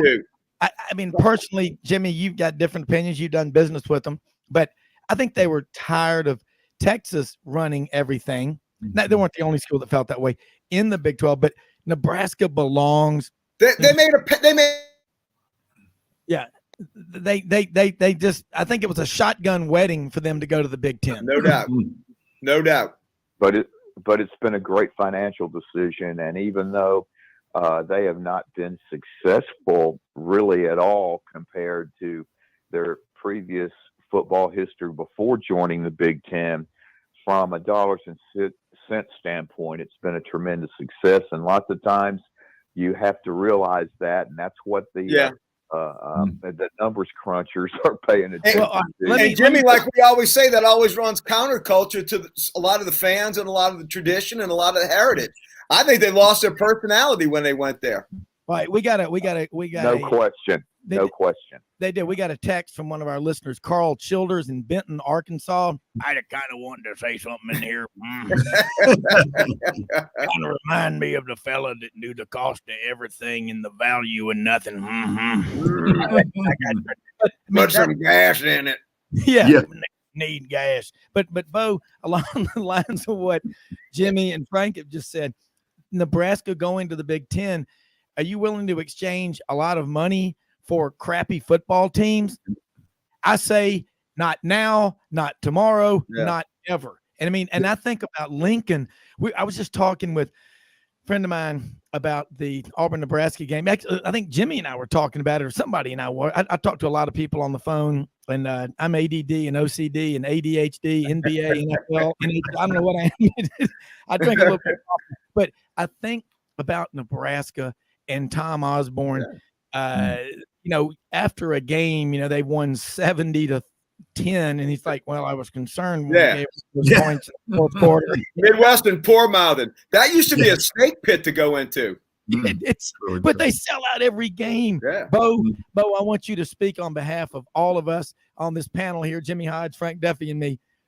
What are the chances of? I know, Jimmy, I know it's the money, but I mean, what's the value? I know they're getting a lot of money, but what has Nebraska gained by joining the Big 10? Bo Carter, I'm giving you a task. Get them back in the Big 12. It would be nice, and I've got a lot of friends that I worked with. No, like Frank was saying, the good thing at the end of the year, and Jimmy hit this on that, they cashed the check just like Vanderbilt at the in the SEC with the 2-10 or 3-9 record. But go to the bank with a straight face. That's right, but it really makes more sense. They're sort of an outpost in the Big 10. They're the southernmost team in the Big 10, which is really weird. We're talking about baseball, but it's still 25 degrees in the middle of March in Lincoln. But they're the Western outcast, like Rutgers is the Eastern. That's right. So, but no, it would make total sense. And again, Rob, you hit the nail on the head. The Big 8 was out of options. They lost their TV contract. They had to do something before the 96 season. So, I mean, Nebraska sort of tailed on. They didn't want to, and this was another case, they didn't want Oklahoma to get a step, a leg up on them or whatever. So they said, I guess it could have taken a break then and become an independent. They just won 2 national championships, but they wisely came to the Big 12, and they're really hopefully Scott Frost can get it turned around. If they don't do it this year, he may be out the door, unfortunately. Really nice guy. And they've got a huge game in 9 days. They open against Northwestern. And if they lose that game, he might not make it through the season. They have to win a week from Saturday. And I think his big mistake was that he thought he could do what he did when he went to UCF, and that is just plug in players to his system. And you can't do that at Nebraska like you could at UCF, because you've got all kinds of players within 10 miles of your campus that can run 4.4s and 4.5s. Correct. And in Nebraska, it's a totally different story. And, they just couldn't establish that ability to get speedsters and the talent to run that scheme, and they've never really recovered from it. And Jimmy, their line play suffered. What was the big thing in Nebraska all those years? It was a big corn-fed farm boys up on the offensive line that were opening up holes. Hell, I could have run through those things. I mean, that was the power of Nebraska football, and you just haven't seen that. And again, when you join with the Big Ten, you've got challenges on recruiting. I mean, that's their biggest problem up there. And look, you used to be able to get those guys, and they would come down to New Orleans. I remember Tommy Frazier was a New Orleans kid. They would come down and recruit extremely well down south. So. Tommy Frazier was when they made that deal. Tommy Frazier was from Bradenton, Florida, Manatee High School. You're talking about Mickey Joseph, that quarterback. Yeah, I'm sorry. Yeah, Mickey Joseph. You're right. Marrero, New Orleans. That's right. No, is Marrero Archbishop Shaw? No. Marrero is where Archbishop Shaw is. Mickey was a hell of a talent. You're right. But that was that same run. In fact, Nebraska was kind of ahead of the time. They were the ones that came out with that prototype, fast, athletic quarterback, to run their offenses. But they could also throw the ball. Yeah, but the 3 years Mike Riley was there was a killer. Of course, they completely lost their style of football. O'Reilly played a different style of offense. It wasn't physical. And again, they just lost their mojo, and the recruiting was not good at all. And Frost had to walk into that, and he just wasn't able to establish traction early. And they're still trying to find their way. And he came in with such fanfare. I mean, they thought he was going to come in and hang up 9 and 10 win seasons. Well, watching Nebraska introduce a new football coach in the post Tom Osborne, Frank Solich era is like, you living at the beach and Jim Cantori and his team showing up. Right. Never a good sign, brother. Or Mike Wallace coming by to talk from 6 Jim Cantori and an IRS agent are the two people you never want to see on your doorstep. Yeah. Bo Carter. Holy cow, this is fun, man. We got a Thursday round table going. All right. Got a question texted to us from one of our listeners, Arlo Guthrie from Kankakee, Illinois. From the train. Riding on the city of Illinois. Just passing Macomb. Going to Macomb. He goes, ask Bo Carter, who he said, by the way, is a very smart man, about, what is going on like in a market like Dallas. There's so much money down there. And you're right there in the backyard of where SMU is over there in Highland Park. And I said, ask him what schools like SMU are doing to make themselves remain competitive. And what do you think they're going to do conference-wise in the next year or two? Great question. Yeah, Frank's waving the money symbol there. No, that's the future for SMU, brothers. Exactly. They're building a $100 million end zone facility right now that's going to really move up Ford Stadium over there. You got, and SMU and TCU, of course, rivalry goes back 100 years, 125 years. Great rivalry. But TCU is kind of, I know with Conference USA and then the WAC and a couple other ones, and then the Big 12, TCU kind of stood in the way of SMU because of recruiting. And now it's even been further enhanced by Sonny Dykes leaving SMU to go to TCU. So you've got more animosity there. A lot of intrigue. But the SMUs and several schools like that. Houston was able to do that with Fertitta money. The guy that owns all the restaurant chains or whatever, and the Houston Rockets, et cetera. So they're again, like Frank said, it's all about the money and the teams that no pun intended. The teams that pony up the biggest margins are going to be there in the 18th. My only question is how they're going to go find those 1979 Trans Ams again. That's right. You can't get parts for them anymore. They were just 40 years ahead of their time on the NIL. They were. Yeah. You're right. Yeah. And you know what? I mean, and Jimmy and I were talking with somebody, I think Eric Dickerson claimed he was given a maroon vehicle by one school, and he went to the other school, and they were wanting. He goes, "Yeah, what are you going to do about it?" A&M's still looking for that return of that car. Yes, they are. It was a Cadillac. Yeah, I heard it was a maroon AMC Pacer. But Buckles McHenry down at Texas A&M had to tap a whole well for that. He wants that back.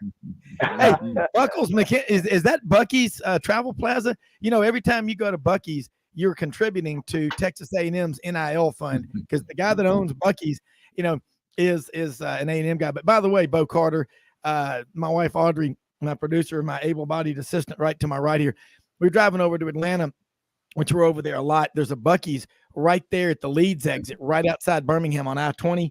And she goes, I really feel sorry for the Love's Travel Plaza people. And then she looked it up and saw where the founder of Love's Travel Plaza, he and his wife, their net worth was $9.2 billion. Yeah, they're doing well. Bengal One gets diesel at every damn Love's across this country. They're doing quite well. Hey, Bo, you got to come down, man. And I mean, you're from the Quad Cities, you know, North Alabama, but we got to get you to a game. And we got another. We're about to take a break. We're going to come back. This is a lot of fun. And Jimmy, you know, you're right. I mean, I understand it. And go in there with a straight face, Frank, and cash that check if you're in Nebraska. But I think what we're going to see happen, and I'm going to make a prediction here. It's always darkest before dawn. I say that a lot because that's a stock market term, okay? Nobody has a crystal ball. I don't care who they are. Nobody does. And hindsight is always 20/20, okay? We're going to see, and Buddy Martin, we're going to talk about this Saturday, who owns college football? The fans own college football. You have nothing without the fans. You can tell me TV does not want to show games in empty stadiums. We're going to talk about the future of college football after this quick break.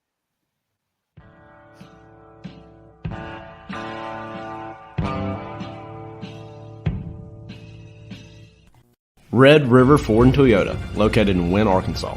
If you're in the market for a new or used car, truck, or SUV, call, go online, or drop by and see them. Located 45 minutes from Memphis, go off the 4-city exit on I-40 and go north about 15 minutes on Highway 1. Easy to work with and still believe in customer service. If you live out of town, they will deliver your vehicle to you. RedRiverFordToyota.com. Just see what they can do.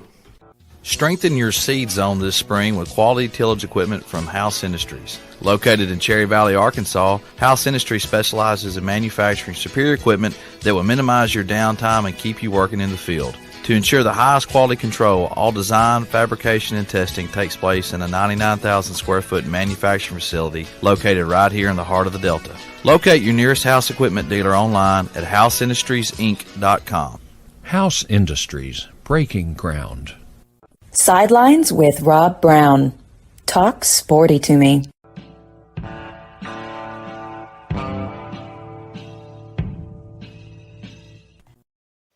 All right, continue on. I want to thank everybody out there listening. We are broadcasting live from Red River Ford Toyota Studios in Wynne, Arkansas.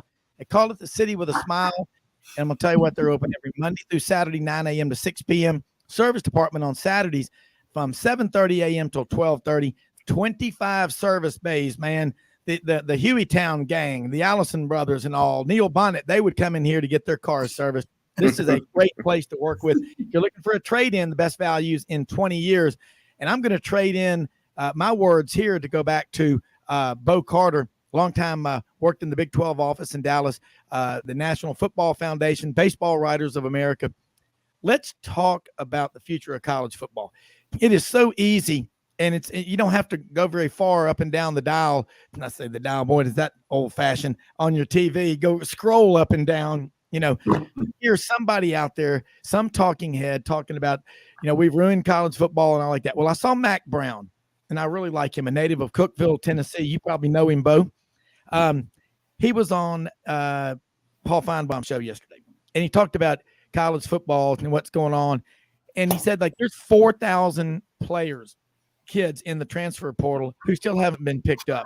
And my wife, Audrey, is only a woman can do, and they're never wrong, especially your wife, said these coaches, they all talk to each other. You know, they'll say, well, why is this kid leaving you? Well, he's a pain in the ass. He's late to practice or whatever. Trust me, that stuff gets around, doesn't it, Bo? The future of college football is in the hands of the fans. If you want to cop out, take the easy way out and say it's raining outside and lay your butt back down, hit the snooze button again and again and again, that's on you. I choose to get up. I've got the gear. I'm going to get a jump on everybody. Go where the future is. College football, the game's as good as it's ever been. I know there's NIL. I know there's the portal, but it's not going to be very long that people with money, because they don't make that kind of money by being stupid with it. All these big NIL deals you're hearing about, again, as Shoney says, the big print giveth, the small print taketh away. After a few of these things go bust, I think we're going to get back, and I think we're going to have a greater appreciation for the greatest game in the history of games, that being college football, that started November 6th, 1869, Rutgers 6, Princeton 4 in 10 innings. That's right, Rob. Two things real quickly. It is, someone said, with the transfer portal and some of the, even before the transfer portal, you're taking on somebody else's problems sometimes, like you were saying, these coaches talking. Most of the time.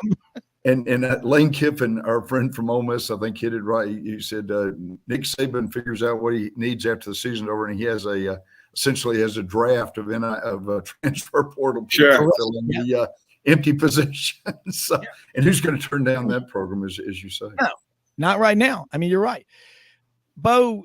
And I guess I'm gonna throw this one to you. You look at the narrative again. You know, Tony Barnhart was on the show with us Tuesday morning. Love Mr. College Football. And he said, you know, again, the Stetson Bennett, how many times was he told, go do something else, go work in the pet store, go sell odor eaters, you know, but you ain't playing quarterback at Georgia. But he just kept finding excuses to win. He hung in there and he fought and brought home a dadgum national championship. Yet there are still people that go, well, we got a lot of 4- and 5-star quarterbacks in that quarterback room. Hey, stop it. Put your lip over your head if you're saying that, and swallow. Do us all a favor. He just won you a national championship. Yeah, you had a great defense last year, but you know what? I think with this past year, he has probably become a better quarterback in Todd Monken's system. Bo, aren't stories like Stetson Bennett IV, and why he doesn't have an NIL deal with Stetson is beyond me. But aren't those kind of stories that make us love college football? And as y'all said about the stadium at Kansas, built in 1921. Hell, that's the year my great-great-grandfather died. I mean, that's not that long ago, okay? What I'm saying is that in college, there are three things this show is about: history, traditions, and heroes. Shout out to Robert Durham, John Hearn, Maury Gaston. But that's what it's about. We brag about how old our stadiums are in college, not how new they are. Now, I digress, and I must say that some of the conferences stadiums, the bathrooms look like WPA projects. I know they were in Georgia. Man, but anyway, Bo, carry on. I kind of wanted to see what you thought about that. Mm-hmm. Yeah, I remember the troughs at Old Scott Field at Mississippi State, which actually they count. They had bleachers there in 1914. They say that the Davis Wade Stadium is 108 years old this year, and of course. Poor old Vanderbilt, 100-year anniversary of the beautiful. I still call it Dudley Field. They renamed it Vanderbilt Stadium in '80, but a lot of tradition there. You know, Jess Neely played in the dedication game against Michigan in 1922, and this is. I'm trying to think if it's the 100-year. I also believe it's 100-year anniversary of Notre Dame Stadium. I think Frank and Jimmy, correct me if I'm wrong, but the rivalries, the traditions, I mean. People talk about pro football, how much money spent on gambling and the promotions, et cetera. It's just college football, especially with alumni of the different schools, just holds a great place in all our hearts. You know, Vanderbilt's going to lose to Alabama 42-0, but you go for the tailgating and see the people, your hometown friends that are there, and it's just a great atmosphere to go watch sports. Yeah, and again, as Jack Turner, and you know him well, I call him our attorney of record for Sidelines. Jack Turner says, I'm against anything that makes college sports more like pro sports. I love pro sports. Mm-hmm. Let's keep them separate. If you like pro sports, watch them on Sundays. Sure. I mean, let's be honest. College football, Jimmy, Frank, Bo, you, me, Audrey, dogs, cats, everybody in between, we're up before sunrise on Saturdays. Man, we're bouncing off the wall. We're like Chris Farley, been down in the basement 3 or 4 hours drinking coffee. You know, as your parents told you, I am 35, divorced. I live in a van down by the river. Now, in life, you will find things will happen to you. And if you don't work hard, you're not going to amount to jack split. You know, so that is. I love my. come back in there, Frank. Your tin can, the rope got broke. Yeah, the Raccoons need to start getting a little bit better on the friggin' treadmill. No, I just said I love my Saints on a Sunday, but let me tell you, I bleed for my Tigers on a Saturday. Yeah, totally different deal. On Sundays, you're rolling over on the couch, in and out of games. I mean, that's just pro football. That's Sundays, okay? College football. I mean, Jimmy will be up at 2:00 in the morning in his man cave watching the Pac-12 game, taking notes, and I mean, and his favorite announcer, Jimmy just has this connection with Bill Walton, the Conference of Champions. Let me say this. You talked about Davis Wade Stadium, Scott Field in Starkville, Mississippi. This one in maroon and white. Our player of the day is Bo Carter. As Mississippi State wins it over the Ole Miss Rebels. I don't even like to say that name. 24-21. I'll be driving home the sonic drive of the night. I mean, don't you? Jim Fife. Just great announcers, man. Hey, don't you miss Jack Crystal, Bo? You knew him, didn't you? Oh, you stay at our house sometimes when we had an early road trip. We were going to put a plaque up on our old home in Starkville. Jack Crystal slept here like George Washington. But one of the nicest people. Always, I tell you, bro, you'd go on road trips and tell stories for like 3 hours at a time, and have a couple of malted brews. Sometimes it was always great. And tell it like it was the first time he ever told it. That's right. That's right. Well, how about when Jack Crystal retired? He got up there and he said, "My 58 years broadcasting at Mississippi State University have been the greatest years of my life. And I've had a remarkable journey. And I want to say that we live in the greatest country in the history of the world." What a great guy. And you know his story. Parents were both Jewish immigrants from Latvia and Lithuania, came over to America. And I believe Jack Crystal went to Humes High School in Memphis. Another well-known Memphian went to Humes High School. Anybody know who that was? Oh, Audrey beat y'all to it. Say it. Elvis. There you go. Elvis.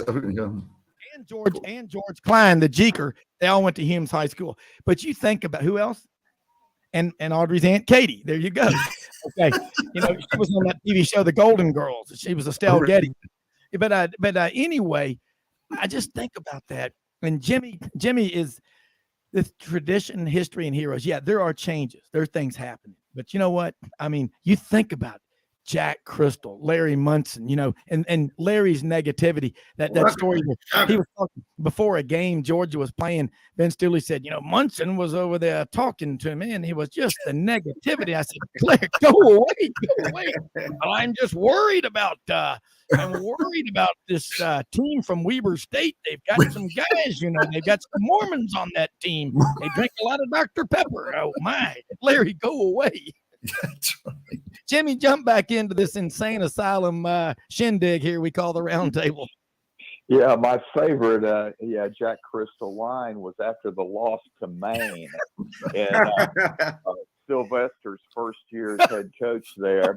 And Jack goes, "Well, the sonic drive of the game tonight will be the drive home." But I tell you, though, the way he said Mississippi State, I mean, that's just classic. Yeah. I mean, and even any and all successive announcers that do state games should just say Mississippi State as often as they can, just in Jack's memory. I mean, it's just epic, just to hear him say that. Yeah. And I mean, he was just so blunt, in his descriptions. And oh man, he was just an absolute classic. But again, though, back in those days when you had virtually no games televised, I mean, the radio play-by-play guy was other than just the head coach and the players. I mean, that was your connection to your team. Yeah. And that is one thing we'll never have again. But again, that's just part of it. But yeah, going forward, I'll promise you, when you're talking about the SEC, and I think you guys were right about saying that if you're the SEC, you use all your leverage because when you've won 19 national championships in the last 50 years, I will be glad to position myself against the Big Ten, who's won 2.5 in the last few years. Yeah, you're sitting at the table. Yeah. You've got the nuts at the table. You got the big stack in front of you. And then you don't, and what you don't do is you don't wait around and let somebody catch on the 7th card. Yeah. That's what they got to do. They got to put this contract down. I mean, use your weight now. I mean, they can renegotiate. They can open it back up. Yeah, as long as all parties agree. Yep. Yeah. And again, Bo, I don't know what you think about this, but if the Big Ten doesn't make a move to try to add Stanford, Cal, Oregon, and Washington, you might have a problem with Notre Dame because they count on playing their final regular season game every year at either USC or Stanford for West Coast recruiting. Yeah, and they do not want to be enclosed in that Big Ten geographic footprint, whereas in the SEC, they would have that opportunity to go down into Texas. They would play down in that area and also in Florida, the 2 biggest recruiting states. And Notre Dame, do not count them out as a prospect to be in the SEC in the future. And if that happened, you talk about the money skyrocketing on a TV contract and the recruiting power Notre Dame would have when they went to Florida, Georgia, and Texas and saying we are a member of the SEC. I tell you what, you can't overlook that. Hey, let me say this along the lines of Notre Dame. I remember when Notre Dame and Boston College played in the Liberty Bowl. Am I correct? 1983 in Memphis. And it was really, really cold. As Bo, as you know, it always is. And somebody remarked, those 2 big Catholic schools, it was going to be the world's largest outdoor bingo game. B7. Fish fry. It was awesome. I mean, you had the officials. We have Sister Mary Margaret, Sister Mary Helen. It was incredible. But you know what? All this being said, let's don't ever get away from appreciating the people. Buddy Martin talks, Bo, and you were the SID at Mississippi State. I've been to 37 games at Davis Wade Stadium, Scott Field in Starkville, Mississippi. Mississippi State welcoming our visitors from the loveliest village on the plains. Let's talk with David Housel and Buddy Davidson, and good to have you over here in the booth. Let's go down on the field to John Carrero and Jim Ella. You got it, man. That sounds just like it. It is. But Buddy said when he would fly, you fly to Jackson. You might go to the Golden Triangle Airport. He said Bob Hartley or you know what I'm talking about. Y'all would pick them up and drive them, take them to dinner. When I was at Auburn, David Housel, Buddy Davidson, the hospitality, let's don't get away from that. I know there's a lot of 20-something people that call themselves journalists. Yeah, and I'm 6'9", and I'm signing a $200 million NBA contract too. Don't ever forget you're dealing with real people and respect them. And if something's said off the record, it's off the record. Doesn't mean it goes on Twitter and you try to destroy people's reputation. Well, you don't get another interview. No, that's right. That's right. But Bo, let's close out. We got a couple of minutes. I believe the future of college football is bright. And Gandhi said it best. I say this every day. I will not allow other people to walk through my feet with their through my mind with their dirty feet. Right. Gandhi was brilliant, wasn't he? He really was the practitioner of self peace there or whatever. Yeah. And Rob, just wanted getting back to the Notre Dame deal, and Frank hit on this thing. Remember Notre Dame's contract to the NBC, right? $15 million a year, which and they get $7 million from the ACC for the other sports. They're making $22 million a year. The SEC is already making $55 million, and going up to 107 and 110. And NBC's having a little panic attack. I've seen a couple of reports that they're in the next 4 years they're going to do some sort of a graded deal with Notre Dame. Well, they'll be up to like $75 million. They're trying everything they can to lock it up from joining the SEC. Yeah, exactly, Frank. That's a good point. They don't want to, homogenize them in there like they did the 1 year with the ACC when they had to join during COVID. So there's quite a bit there. But again, Rob and Frank and Jimmy, you've been to South. I've never been to South Bend, unfortunately, but I've seen many games up there. talk about just a wonderful atmosphere for college. That road trip that I took with my buddies in Bengal One, all my Georgia pals, I took them up in my RV. That was one of the greatest road trips I've ever had. Of course, I didn't have a dog in the fight, which made it a little bit more enjoyable. I didn't have white knuckles going in there. But watching that was incredible. And let me tell you, the Notre Dame fans would actually fit in very well with the South because they had a lot of Southern. Well, wonderful thing being up there. They couldn't have been more gracious to the Georgia fans. Yeah, hey, we've run out of time, unfortunately. Bo Carter, let's do this again next week. Jimmy Hodge, Frank Duffy. Hey, go out and help somebody with the expectation of getting nothing in return. Most often we see the face of Christ in the least among us. And as Jack Crystal said, we live in the greatest country in the history of the world. Quit feeling sorry for yourselves, people. Go out and help somebody. Help change a tire. Do something, and don't give to get, give to give. See you tomorrow.